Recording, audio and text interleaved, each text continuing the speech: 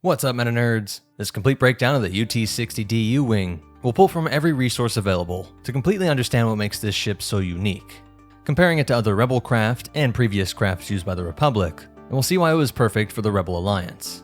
Its most obvious influence was the LAAT, used during the Clone Wars as the main troop transport, while also being able to provide air support. These rugged, atmospheric ships, affectionately nicknamed LAATs, could carry around 30 troops and was bristling with weapons, the quintessential dropship for planetary assaults.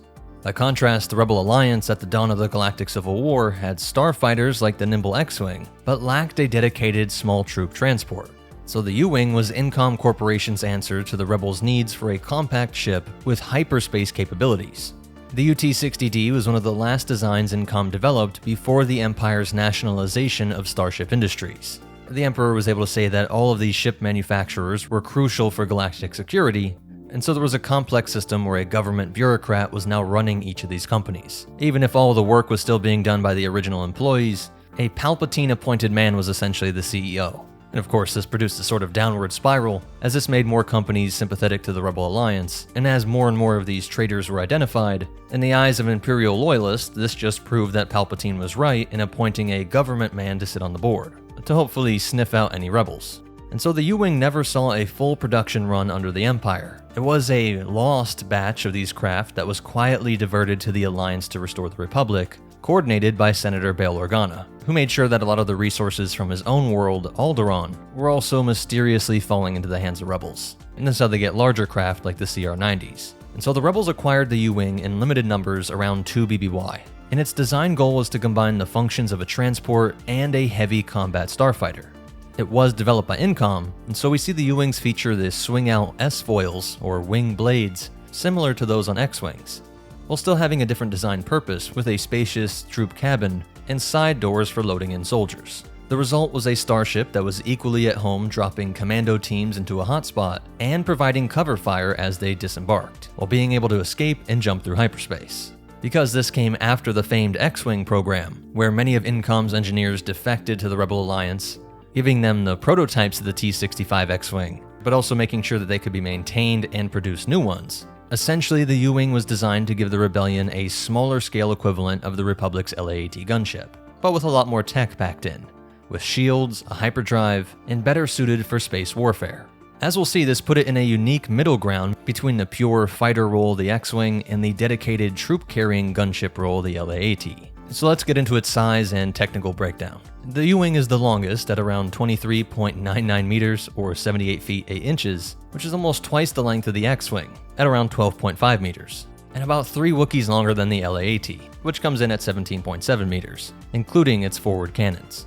As for width, the LAAT is substantially broader at 17 meters, but could extend up to 28.8 meters with those wide wings, which dwarfs both the U-Wing at 8.5 meters and the X-Wing at 11.5 meters. So the X-Wing is actually wider than the U-Wing. Height-wise, the LAAT also leads at around 6.94 meters or 22 feet, which is more than a Wookiee taller than both the U-Wing and X-Wing. When it comes to speed, the proper starfighter that is the X-Wing does lead with a top atmospheric speed of around 1,050 kilometers per hour or 652 miles per hour, slightly faster than the U-Wing's 950 kilometers per hour, but both are qualitatively faster than the LAAT. The U-Wing really is hitting starfighter speeds, and so we can see that each vessel's size and speed clearly match their intended combat roles. Rapid interception and dogfighting with the X-Wing, versatile multi-role operations for the U-Wing, and a focus on close air support and troop deployment for the LAAT.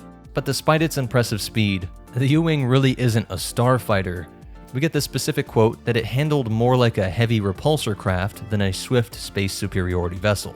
Its wide turning radius and subpar acceleration meant that it could not dogfight like an X-Wing, though its deflector shields and combat controls with 2 pilots did give it endurance and flexibility that pure fighters lack.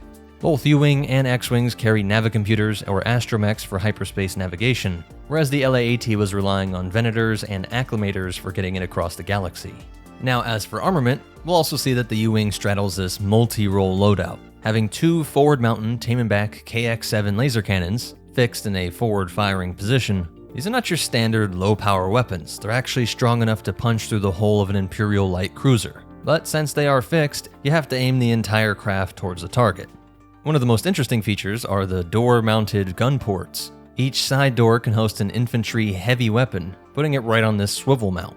This is an optional modular loadout, and Rebel crews would attach weapons like the Roba, M45 repeating ion blaster, or other heavy blasters as needed, depending on if you want to disable or destroy.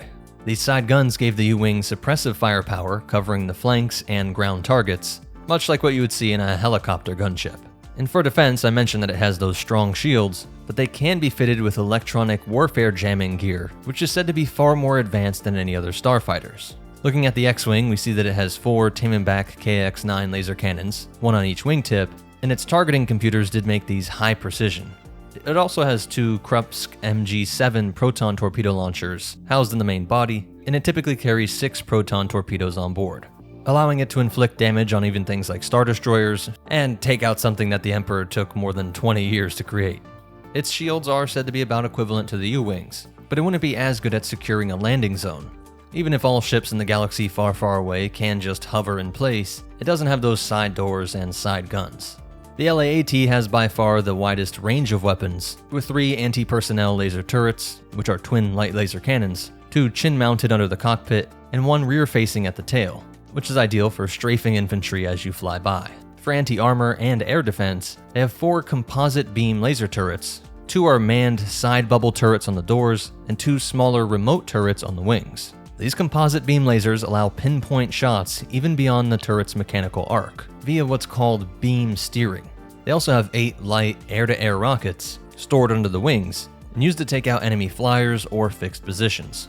And a pair of dorsal mass driver missile launchers were capable of firing various ordnance at hypersonic speeds, and could even be swapped out for EMP missiles or other specialized weaponry. With this arsenal, a single LAAT could deliver an overwhelming close-range barrage. But defensively, they are just relying on their thick armor. It has an energy dispersive layering, which is said to help with impacts, but that's true of Stormtrooper and Clone Trooper armor also. When it comes to actual combat, most things are getting through. Of course not small arms fire like blasters, but just about every ship and vehicle weapon. And so we see the X-Wing is optimized for space dogfights and torpedo strikes. The LAAT was a gunship bristling with multi-directional weapons for low-altitude dominance, and the U-Wing is a bit of both, with heavy frontal cannons like a starfighter, but not the agility of an X-Wing, or sheer firepower of the gunship. Here it's all about versatility, being able to shoot, carry troops, fight in space and in atmosphere, hold down an LZ, and then jump to hyperspace to the next one. As for its crew, it had 2 pilots, usually 2 door gunners, and would have 8 passengers, almost always special forces teams, and they might have less troops and be leaving space for small groups to be evac'd. It also had life support and 2 weeks of consumables for these longer missions. It was loved by Rebel commando teams and strike forces, being able to do stealthy inserts, especially with the electronic jamming package, or just bet on those shields and fly directly into fire, doing a quick drop-off or pickup. And so the U-Wing pilots had to be effective as both transport pilots and gunship commanders. There were some times where they even focused as battlefield ambulances and medevac ships, retrieving wounded rebels, lining this main area with Bacta and other simple medical equipment, while on other missions you could swap that out for droppable ordnance, like an improvised bomber. The one thing they did fear were TIE fighters. Although it had shields, and we often pick on the base TIE fighter here, because they were almost always deployed in swarms and were exceptionally maneuverable and far faster than this, they were a bit of a nightmare for U-Wings. And so when spotted by Imperial forces, they're trying to make sure that they can evac as quickly as possible. Having that hyperdrive meant that as long as you had enough time to calculate, the actual time under fire should be short, and you can pop into the blue void and get away. And so the U-Wing is essentially a special forces gunship, not a proper frontline assault craft like the LAAT, which works out for this being used by rebels who don't have endless credits to buy clone slave warriors for them, and its features also pair with the X-Wings in terms of strategic mobility, both having shields, being able to jump through hyperspace, and it even shares design DNA with S-foils and other shared Incom parts, and other shared parts all manufactured by Incom. Though relatively few in number, U-Wings did have an outsized impact on key operations in the Galactic Civil War, and decades later against the First Order. They're first introduced to the rebels in 2 BBY, where rebels based at Yavin 4, or Base 1, began evaluating these new craft. General Antok Merrick, who was a major proponent of the U-Wing, along with other rebel leaders, recommended the U-Wing for full deployment to both Starfighter Command and Special Forces units. Early on, U-Wings at the Masasi base ran medevac, transport, and supply missions, They ferried personnel between secret bases, and here's where they were doubling as field ambulances. Some were even used as mobile command posts, and what was called fulcrum agent transports, allowing the most elite of rebel intelligence agents to operate discreetly, likely relying on that sensor jamming tech and probably some other custom modifications. Saw Gerrera managed to get some for his partisans, older model with 2 engines and no S-foils, and they used this black painted U-wing for covert strikes, like destroying the Imperial relay station on Jalindi, and it was actually in such bad shape that they had to replace the hyperdrive with one stolen from a TIE Defender, which is a great specific example of just how great these Incom creations are. Loved by mechanics and modders who could make all sorts of things work. Evacuation Team Bravo's U-wing, named Bravo 1, took on the mission to rescue Jyn Erso from the Imperial labor camp on Wobani, though it did need an X-Wing squadron to help during its escape. My name is K2SO. I am authorized to represent this vessel. We have encountered a minor technical setback. We got the SOS, K2. What have you got on board and what do you need from us? We have a priority 1 person of interest that we must deliver safely back to Yavin 4. It made the narrow escape after the Death Star's test firing on Jedha, and then flew to locate Galen Erso. Here we see just how difficult it was to navigate. This is no A-Wing, as it crashes after clipping a rock spire. The most famous use would be during the Battle of Scarif, where Blue Squadron's U-Wings performed 2 critical tasks nearly simultaneously, ferrying Rebel group reinforcements into the Imperial complex and providing air support to that strike team, strafing Imperial AT walkers on the beach, using that door-mounted ion cannon to disable these giant walkers, though at least one was shot down during the battle. They would serve throughout the Galactic Civil War and into the Battle of Endor, where it's said that Rebel gunships, which is most likely U-Wings, helped to secure parts of the Forest Moon after the Death Star 2 exploded. And during Operation Cinder in 5 ABY, you can see them in hotspots like Naboo, delivering ground troops during the battle to liberate Naboo from Imperial retaliatory attacks. They're also seen during the Battle of Jakku, and late into the New Republic years, there are mentions of U-Wings being used in a civilian capacity as racing ships. General Lando Calrissian saw this firsthand. And in 35 ABY, it did take part of the Citizens Fleet that answered the Resistance's call at the Battle of Exegol, the final fight against the Emperor, unless somehow he returns. So that's it for the breakdown. As for behind the scenes facts, because it plays such a major role in an actual film, it said that there were hundreds of design iterations. Gareth always gravitated towards this idea of 2 outstretched wings. And for him, it had a strong personality of Superman, and he described it as he sees it as a vehicle like Superman flying with his wings outstretched. It gave it a lot of forward momentum, a lot of angular direction, and visually it was just a striking image. As the story evolved, the brief became that Jyn's ship was going to be our Huey helicopter version of an X-Wing. And using the helicopter motif, we realized, okay, well maybe graphically the wing should be above and the body should be hung below, so that when we see it as a logo or as a symbol, we kind of know graphically what it is, what it's supposed to do.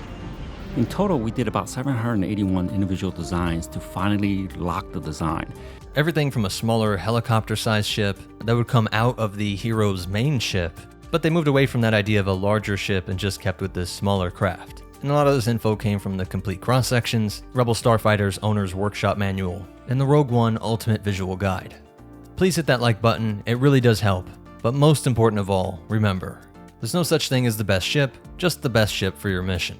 And the Force will be with you, always.